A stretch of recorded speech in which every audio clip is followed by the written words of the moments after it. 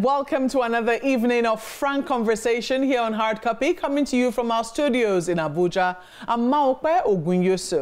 May the 1st each year is celebrated as International Workers' Day in many parts of the world, Nigeria inclusive. But we all must agree that it's only those who have employment that truly can celebrate this day. Even with a recently recalibrated unemployment rating, statistics show that unemployment seems to be rising, having gone up to 5% from 4.2% in the last quarter of 2023 when it was last measured. The federal government is hoping to put a dent to this figure through ensuring that its youth population are not only educated in the formal schools, but that its blue-collar workers also become more professional. It's no news that when it comes to vocational skills, artisans from other parts of the West African coast are more favored than Nigerians, even in Nigeria, because neighboring countries such as Togo, Benin, and Ghana have laid an emphasis on technical education over the years, and their investment is now beginning to yield fruit. Can the new attempt by the federal government through its Industrial Training Fund to register and skill up its artisans begin to make it attractive to those who wish to gain employment through this route and begin to turn the tide on unemployment?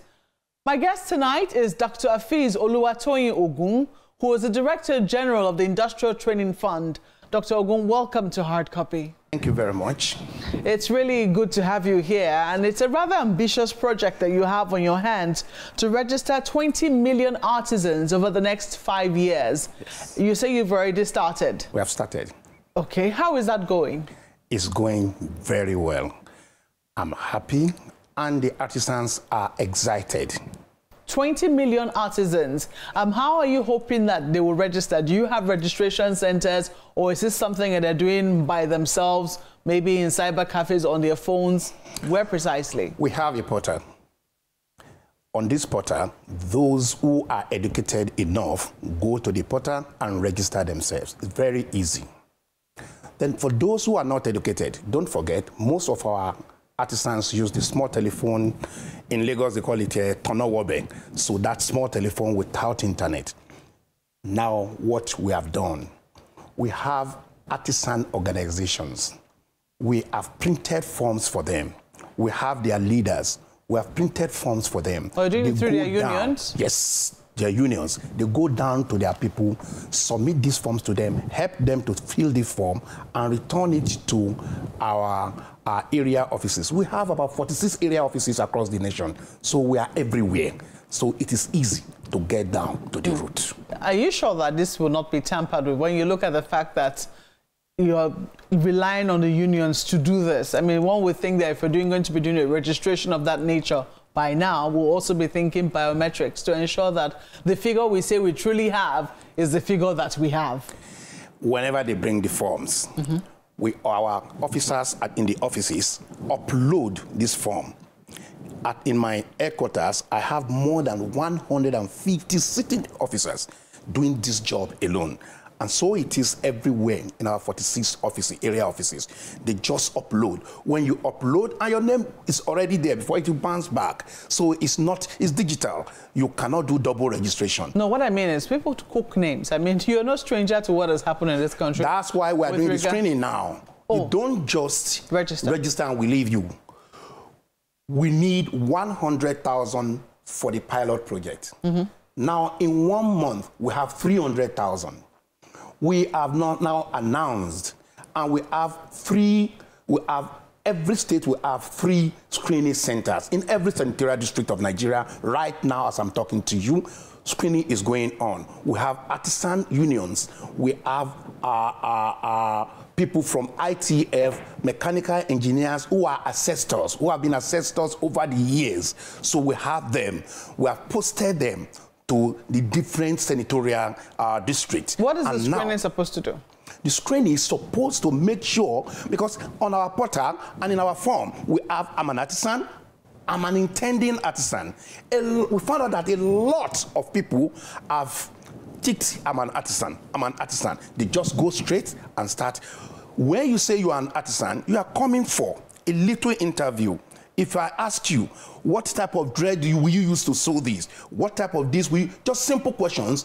A tailor from the union or an assessor from ITF in that field, we know if you are actually a tailor or an intending tailor. So that's what the screening is all about. No, that's what we're doing right now. I like the fact that you say an intending tailor. Yes. I mean, not a lying tailor. Yes. A fake tailor. Not a fake tailor. Because if you say that you've already ticked that you're an intending artisan, that will be understandable if you don't understand what they're asking you. Yes. But if you say you are a tailor and they ask you questions and you don't know what they're talking about. Simplest question, you don't even know the scissors. What precisely are you trying to achieve with this registration process? What exactly is this about? Not just the registration. The registration actually is to get the data of all artisans in Nigeria. The database. Data is very important in our world of today, but people don't really know. So we focus on that first. We gather all artisans, all of them, the old, the young, professional, no matter your category. We want everybody, want to put everybody into something like an hypothetical drum. Come into this drum. Inside this drum, we train them. We certify them. We license them. The training is not just, we have been having training, but now we want to train them up to international standard. To an extent that the Ghanaian or the Ghanaian artisans, the Togolese artisans, by international labor law, they have the right. After all, Nigerians go out also. So they have the right, but we are the landlords. We should not just be pushed to the background, but nobody is pushing us. We pushed ourselves because we have not been giving quality job to Nigerians, and Nigerians can see. So that is why it has been like that. Now we train them, we are not just using, yes, we have the Nigerian NOS, the National Occupational Standard, we have it. We did not just stop there. We are with Sitting and Guild. We'll soon complete that. We are with other certification bodies. So we gather all these. When ITF is stamped here, Sitting and Guild will be stamped here on your certificate or other international certification. You understand? So we want to upskill them, license them such that when you have artisans, all of them or nearly all of them will be licensed, just like the taxi driver, just like the drivers on the street. I think in Nigeria it is general knowledge that if there's any area that has suffered in terms of education, well, yes, there's general neglect and, you know, dissatisfaction generally with different levels of education in Nigeria. Is it basic education? Is it secondary education? Is it tertiary education? There are different complaints. It's not yet where we want it to be. But if there's any area that has maybe not even seen the light of day, even in terms of complaint, it's technical education. How do you intend to do all of this upskilling, you know, upgrading without a viable and vibrant technical education sector? Thank you very much. There is the Ministry of Education and there is Ministry of Industry, Trade and Investment. Indeed. Ministry of Education is for the educational sector, from primary school, secondary school, monotechnics, polytechnics, university. You will agree with me that you may finish accounting from a polytechnic and you come out. Accounting, you can work in the bank, you can work in other sectors, but that sector has to teach, to train you in their own way. You understand what I'm trying to say? ITF, the Ministry of Industry, Trade and Investment, has a body called ITF. ITF is for your profession, not from the school again. You have finished school. Now your profession. How are you doing in your profession? What is the continual professional development in your profession? What category are you? Where are you in your profession? Where do you want to go in your profession? The university will not do that. Yeah, but you are also registering those who intend to be artisans. Intending artisans. You will agree with me. You see, this is where we are different. You will agree with me that there are so many of them who did not even go to primary school or secondary school. They cannot even speak English. You will ask me, how do we intend to teach them? How do we intend to train them? We are teaching in local languages too. So that is you already encroaching on what the education sector is supposed to be doing? No, because these people, they are artisans. They are already working in their field, but they are not educated. They don't know what level to take their job too. Now, they are in informal sector, but it is job, it is industry. You understand? They are in their own industry, but not formal. We take them and raise them. We don't have to. The Chinese man cannot speak English. The German man cannot speak English. We raise them up in Yoruba, in Igbo, in Hausa, in Pidgin. Our curriculums, we are translating them. We are translating our materials to these 4 languages. And you have the resources to do so? We have the resources to do so. Even the international partners, we have discussed with them, and we have. This did not just start now. I came in October. And we started immediately. We were mandated to start. The president mandated us through our minister to start this. And we started immediately. We hit the ground running.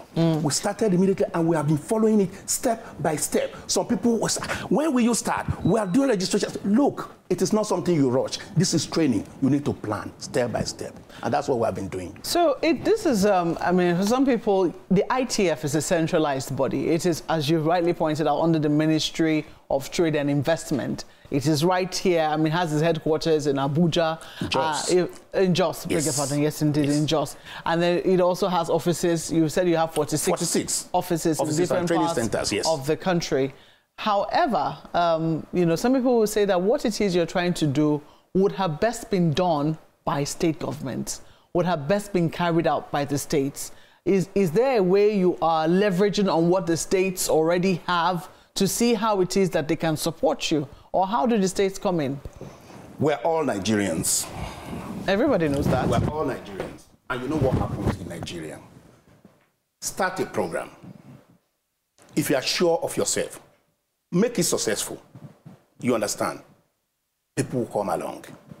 Just like the Deputy Chief of Staff, when I went to him, said, I like your program. This is where we should be heading. Please continue. People that do not want to follow you, when they see the train moving, they'll start running after the train.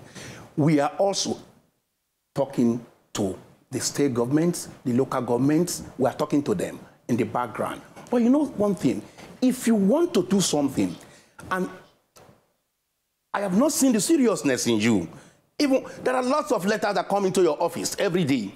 People intend to do this, they intend to do that. You understand? A lot of them will just, you look at, because you take them, maybe they're not serious. But when you see the seriousness, you say, oh, these people came to me, they knocked on my door. It is true, they are ready. Not that they're just talking.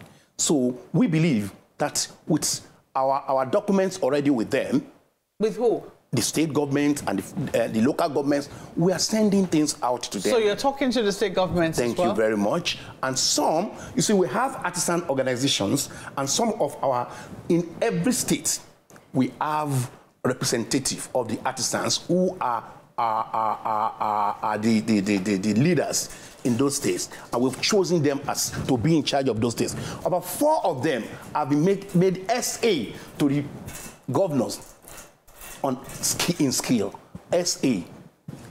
You understand? So that means whatever we are doing is showing. I'll be traveling to the east and south very soon. I'm going to see the commissioner of in charge of skill in southeast. I'm going to talk to him because it was introduced to me in Owerri by the governor of Imo State.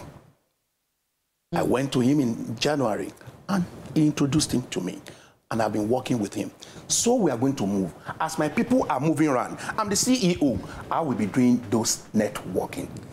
So while you're doing the networking, how are you so sure? Because in some states, I'll give you an example of Lagos that I know. I know that they have a very vibrant, you know, they have an agency which is in charge of, you know, registering artisans, technical education, even putting some of these artisans in places of employment, finding work for them, especially when they have been upskilled. So are you sure that what it is that you are doing now, some states are not already doing it and you're just duplicating efforts? Thank you very much. I'm a science teacher. I do my things scientifically. Things happen step by step, one stage. So that's the question I'm asking. Yes, we are reaching out. What is the science that is we are reaching out to these state government? We are reaching out to them. We are reaching out to them. and it's step by step. So there's been collaboration. So reaching out now doesn't mean that you've gotten any response so far. I just told you about your trip today from the south in southeast. I just told you about that. My area manager in Akure yesterday had a meeting with some government officials from the ministries. That is government. Quite a lot seems to be going on. I'm hoping that when we eventually go around to perhaps get some feedback, it will be coming out as well as what it is that you are planning. But let me take you up, because the ITF is broader than just for work for artisans or upskilling artisans. You have responsibility for ensuring that human resources generally in Nigeria, is at a level where it ought to be. And I'm sure you have a lot of training programs, especially for people in white-collar jobs. I'm taking a look at those who are in universities, those who are in tertiary education, because the CWES system, the industrial training system, where they're supposed to have some months of training attachment, is also from you, is also from your office. And the idea is that when graduates eventually get into the job market, they shouldn't be strangers to the fields and the industries where they're hoping to find placement. How is that going? Is there an assessment of what is happening in that particular area? I'm a teacher. Yeah. You have two questions in one. One, you talked about what are we doing about the white-collar people. And two, you talk about CWES. There are two different questions. Yeah, and I'll handle them. I just made a statement on that one. I'll handle them one by one. By all means, go ahead. Good. The white-collar jobbers, they are Nigerians too. Some of them are also suffering. Some people graduated 5 years ago, they've not got a job. Recently, I was with Bank of Industry. The boss of the Bank of Industry, I was with him. We're discussing this. I told him that, please, I've come for collaboration. After this blue collar, or once the super is standing on his feet, we need to start for the white collar. And we are planning that already. Once this one stands, we are planning for the white collars too. So that will also start. So we are coming to that. It's step by step, scientifically. I'm a science teacher, and we work scientifically. Two, CWES. CWES, I agree with you. Students came to me when I just resumed office. As a matter of fact, it was, according to what we used to say in the university in those days, a luta continua. They were ready to ferment trouble. I called them. I talked to them. Why? Being in the student union, they said they've not been getting their money. That a lot of students finished from university, polytechnics, monotechnics, they didn't get the money back. Oh, they're supposed to be paid by ITF? Yes, stipends. We're supposed to give them stipends. Oh, I thought that was a responsibility of the... They can also give them. So this is just like NYSC thing now. Oh, I see. Understand? We are also supposed to give them. But there are so many things going on there. There are lots of bottlenecks there. There are lots of organizations that are not supposed to be involved, that are not in the mandate, that are not in the law, that are involved. This is very common here. The thing is, what is ITF supposed to do? Money is given to ITF, distributed to the student. What are we supposed to do? Get the list from the institutions. It is not all the courses. It's for specific courses. You understand, technical courses. So get the list from these universities, monotechnics and polytechnics. Get the requirement from the students. Their requirement is school. We make sure that they have certified. They pass through, and they pass them on to us. We send the money to their accounts. Why has this been a challenge then? It has been a challenge because they have been handling it manually. Now we are digitalizing CWES, and we are trying to remove all the bottlenecks. When we digitalize it, if you input, one of the excuses they have been saying is, oh, they have inputted wrong account number, they have inputted this, different name, different account number, and the banks will get to know this. But if it is digitalized, when you put it in, you are not putting the correct thing to bounce it back. So we are digitalizing CWES, and we are forming a committee now, and the students are part of this committee. Students of university, polytechnics, and college of education. They are now having so much confidence in the process. So, and we are carrying them along. We call them, we have meetings with them. There's a committee that we are carrying them along now. What is your vision for, the human resources sector in Nigeria, given your own experience elsewhere in other parts of the world? We want a situation where there will be dignity in labor. Whatever you have chosen to do, you'll be able to raise up your head. You should be able to take care of yourself with that trade. You should be able to take care of your family with that trade. That is a country that is moving.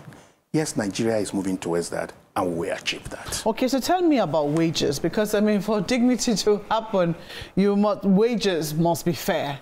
Wages must be proper. One of the reasons why artisans, nobody really wants to look towards technical education or even going down that route is because artisans oftentimes don't get fairly enumerated.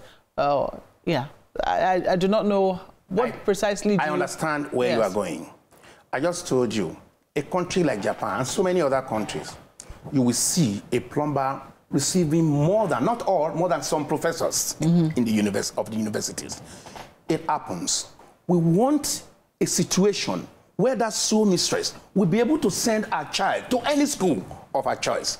We'll be able to ride the type of car the bankers ride, you understand? We'll be able to take care of our family. The wages will adjust themselves once the quality of job is raised. Once you have good quality, you know that you don't have to spend money to go to Togo to bring people. You have them in your backyard. And you know that, look, they have been certified, they've been licensed, they have different categories. You go for it, you go online, you check, you call them. They now know. Because the first thing we are teaching them is job ethics and dignity in their job. That's the first soft skill we are teaching them. Do you intend to also have, to interfere in how they do their own wages and pricing? Or are you going to be involved in this conversation that Labour is having with the federal government with regards to wages? That will come with time, and it will just come naturally and seamlessly if the quality of job is high. If the quality is good, if you know that you have good reviews and people are calling you, and you will be able to make your price something that it is reasonable. You don't just have somebody saying, just as some people saying, oh, just give me anything you have. No, it will no longer be like that, because you now have dignity, because you now believe in yourself, because you now know what you have, you know what you can take care of your family. You state your price before you even start the work, because that person went to look for you.